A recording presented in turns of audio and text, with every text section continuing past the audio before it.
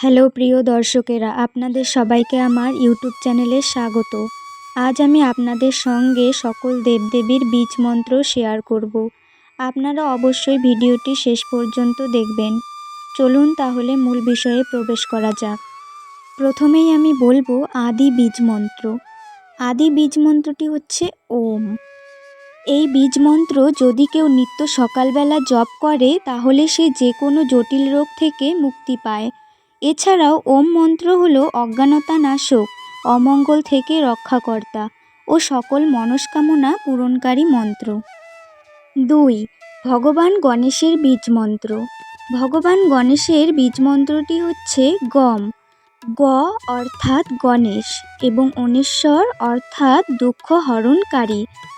এর অর্থ হচ্ছে ভগবান গণেশ আমার সকল দুঃখ হরণ করো বা আমার সকল দুঃখ দূর করো। 3. দেবী লক্ষ্মীর বীজ মন্ত্রটি হচ্ছে শ্রীম। দেবী লক্ষ্মীর এই বীজ মন্ত্র পাঠে ভক্তের সকল প্রকার আর্থিক কষ্ট দূর হয় এবং ভক্তের প্রচুর পরিমাণ অর্থ লাভ হয়। 4. দেবী সরস্বতীর বীজ মন্ত্র।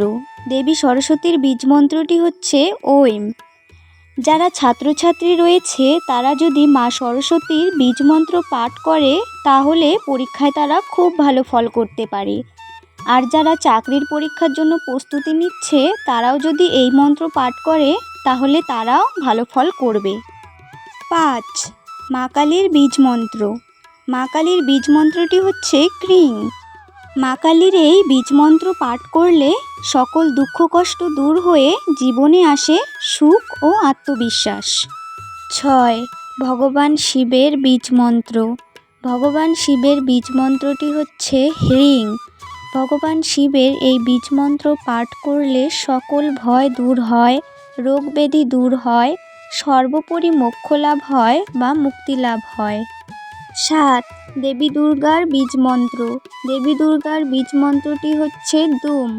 দেবী দুর্গার এই বীজ মন্ত্র পাঠ করলে ভক্তের জীবনে সকল দুর্গতি নাশ হয়। মা দুর্গার বীজ মন্ত্র নিয়মিত পাঠ করলে ভক্তের জীবনে সকল রকম সংকট বা বিপদ খুব সহজেই দূর হয়ে যায়। 8. বজরংবলীর বীজ মন্ত্র। বজরংবলীর বীজ মন্ত্রটি হচ্ছে ফ্রুং। সংকটমোচন বজরংবলীর বীজ মন্ত্র পাঠ করলে বজরংবলী ভক্তদের সকল সংকট থেকে উদ্ধার করেন এবং ভক্তের সকল মনস্কামনা পূরণ করেন। 9. ভগবান বিষ্ণুর বীজ মন্ত্র। ভগবান বিষ্ণুর বীজ মন্ত্রটি হচ্ছে দম। বিষ্ণুদেবের বীজ মন্ত্র পাঠে সম্পত্তি লাভ হয়, শরীর স্বাস্থ্য ভালো থাকে, বিবাহিত জীবন সুখের হয়। 10. নৃসিংহের বীজ মন্ত্র। নৃসিংহের বীজ মন্ত্রটি হচ্ছে সোম।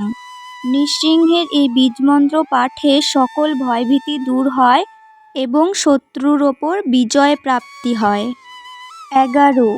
শ্রীকৃষ্ণের বীজ মন্ত্র। শ্রীকৃষ্ণের বীজ মন্ত্রটি হচ্ছে ক্লিং। শ্রীকৃষ্ণের এই বীজ মন্ত্র পাঠ করলে সকল মনস্কামনা পূরণ হয়, অর্থাৎ যে ব্যক্তি প্রতিনিয়ত এই বীজ মন্ত্র পাঠ করেন তার সকল রকম কামনা বাসনা পূরণ করেন স্বয়ং ভগবান শ্রীকৃষ্ণ। 12. কুবেরের বীজ মন্ত্র। কুবেরের বীজ মন্ত্রটি হচ্ছে ধং।